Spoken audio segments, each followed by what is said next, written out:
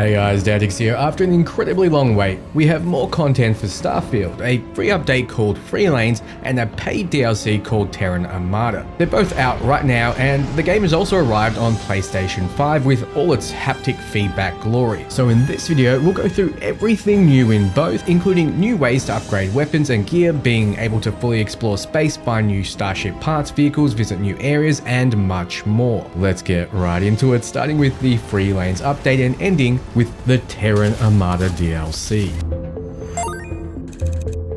First and foremost, the free update gives you the ability to explore space within systems. As per the update's namesake, you'll be exploring the free lanes between planets and stellar objects. Those familiar with Starfield know you can kind of fly around blissfully in the general orbit of the planet you're next to.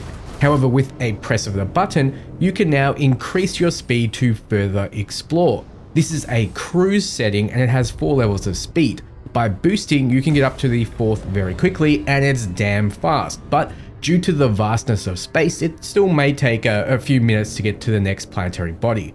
You can hit autopilot though, and it will fly you there while you make yourself a coffee or make love to your partner. I guess you could also craft while you're auto traveling. Your watch though, aka your compass bottom left, keeps you updated with the light seconds away from the current objective that you've marked. But take note, this is where anomalies come into play. As you travel, you'll notice icons around the lanes like lost ships, combat encounters, or anomalies. You'll detect them as you're traveling. These can be anything from asteroids with wreckages for you to loot, from pirates to brand new encounters. From my testing, there's quite a lot of unique events which I'll leave you to discover, but you'll often find new spaceship equipment parts and a new currency called X-Tech, which will be used for a ton of new interesting things coming up. With the update and the DLC, X-Tech will start to appear everywhere, in dungeons, on enemies, and in boss chests, but it's a rare resource that will appear more often the higher level content you do.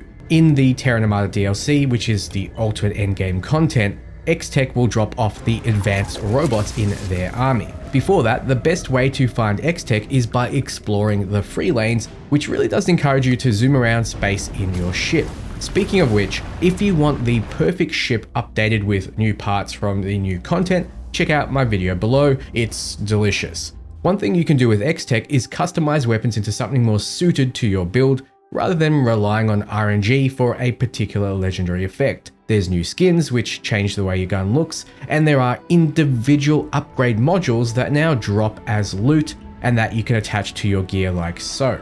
But most importantly, when you go to mod your weapons, right at the bottom is 4 slots for legendary effects. Legendary rank 1 contains in it all the legendary affixes you've come to know on legendary weapons. It takes 1 X-Tech to roll for an affix, it's completely random, and after 5 rolls or 5 X-Tech spent, you'll be given a full list to choose from, so you can choose after spending 5, but there is a chance that you get what you want before then. Once you have legendary rank 1, you can place into rank 2, then 3, then 4, all of which you can re-roll. Yes, legendary weapons can have 4 legendary affixes, with some new ones making their appearance, like Kismet, which gives a 25% chance on reload to triple your next magazine size, which could be nutty on huge magazine weapons.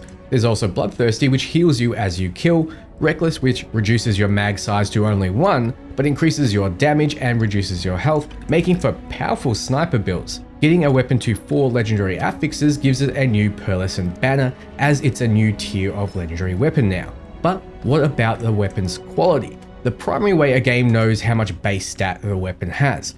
Well, you can finally upgrade this as well. No more hunting for a high quality weapon with the right affixes. Except there are now 2 more quality levels above the ones we had with this update.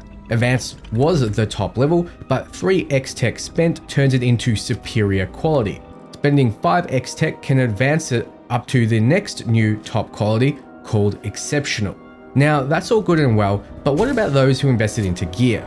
You can modify and customize all your gear too, 4 ranks of legendary modifiers, new components, and upgrade its quality all the way up to exceptional. So naturally you're going to want X-Tech, and you have even more uses for credits as well. But there are more things you can do. People love their spaceships, which is obvious since Starfield's a game about space. In the update, you'll be filling out a tab for ship equipment. In combat, in the Freelanes, enemy ships can drop schematics which unlock new equipment for you to add to your ship. So once you have a schematic, you can add it to any ship in the future.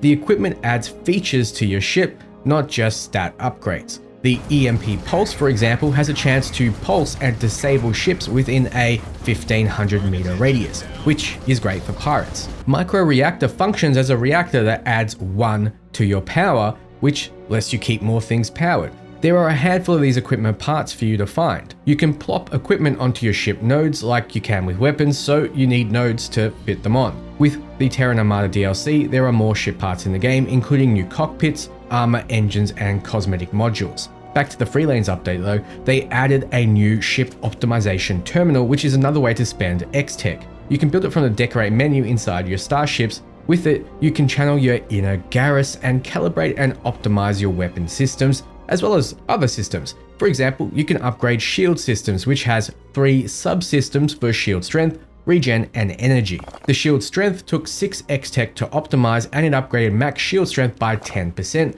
Shield regeneration was 10%, and finally the last upgrade made it so your shields take 10% less damage from energy weapons. There were a lot of little optimizations you can make for your ship that cost X-Tech, and these are permanent for your ship once invested into. So we can improve our weapons, gear, and starships, but what about outposts? Well, they're adding new features there too. Cosmetically, there are new things to build, like cute little pet displays. There are also new skins for your crafting benches, a Crimson Fleet theme, and a wood panel freestar theme. But what about for those who couldn't be bothered building out perfect habs? They added this quick and easy to place elevated cabin that quite frankly looks so good inside, this might be my go-to. It comes fully decorated and self-enclosed. You can also unlock the Milliwell pet for your outpost as a reward for a new quest in the Freelanes update. You can change its appearance, play with it, and add it to your ship and outpost. Also added to the world are collectible action figures that give you stat upgrades permanently on pickup. For example, 5% extra stealth damage. There are 27 total, and you can see them all on the back of the packaging, so that means there are at least 27 new quests or objectives. As you collect these figurines, you can place them in one of 2 new displays. The first being the Colony War Action Hero sealed display for the collectors out there who want to keep them sealed. Then there's the Colony War Action Hero playset you can place the unsealed versions on. Yes, you can find both sealed and unsealed versions of these action figures. Then we have something frankly I wish was in the base game. We have a shared outpost container. Once placed, anything you store in there will be accessible from any shared outpost container, meaning that you can share resources and items across all your outposts no matter how far they are away. Now, to make information a lot easier to pass, they also added a database menu that you can access from anywhere. From here, you can find and track anything you need. For example, you can see all the inorganics and organics listed, like iron and adhesive, and click on them to track them individually. You can also track what you need for your recipes. No more going to a crafting bench, activating to track, and having no way to turn it off until you return. If you want to make a barrel mod 1, you would click on it and be able to see sealant, nickel, and iron highlighted in the world to show you that you need them. Maybe though, you can only get them on specific planets, so you can click on the resource individually and see what planets you know of have that resource, and how close you are to them. Click on the planet and it takes you right there to mark or to travel to. You can also go to the Outpost tab and highlight things you need to find. Finally, we have a Locations tab which shows all the locations you've discovered, all potential planets and moons. You can see them by distance, resources on them, traits, and more. You can also mark your favorites and see your outposts. You can fast travel from here too. Now, when it comes to content, the devs are adding more. One of the new planets even has a new vehicle located on it to encourage you to explore. This is the only place you can find the Moon Jumper. It has a huge amount of boost capacity, so it can basically fly on most planets. Once you get in, it's unlocked for you. Next, they've improved the New Game Plus mode, aka becoming the Starborn, by going through the Unity. One thing people didn't like is that you lost everything when you traveled through it. Now, with multiple ways to upgrade your items and gear, well, why not give you a way to preserve some of them? And that's what they did. You can build a quantum entanglement device at the lodge, and with it, you can pass items through the Unity with you, place items in the device, and when you start your New Game Plus, you can return to the lodge and collect the items you left there. At the start, it has a modest capacity, but using quantum essences, you know, the useless resource that essentially only recharges your mana, you can upgrade it all the way up to a 200 capacity limit, which is a huge amount of items. I'd be dumping everything in there, everything important in there. But that's not all you can use the quantum essences for. They realized how tedious it was to go through the Unity, then go to all the temples 10 times each to fully upgrade your powers. Now you can spend quantum essences to upgrade them, which hopefully reduces the tedium. With the update, we'll also be able to add this girl, Maria or Maria or whatever, to our crew. She's a gal bank in the commercial district at New Atlantis and is a fairly pretty girl that hates life and doesn't complain when you hate on others. So I'm guessing a lot of people will be happy about that. In the Terran Armada DLC, you also get a cute non-combatant drone that follows you around, Model G here. He'll wheel along with you like R2-D2, but he's not built for combat. You can also customize his paint job. You also get a fully voiced companion, Delta, who has with him loyalty missions as well once you finish the main mission. But what about somewhere to dump all those credits you've been saving? Well, this is a home away from home, a base of operations in a hollowed out asteroid in space.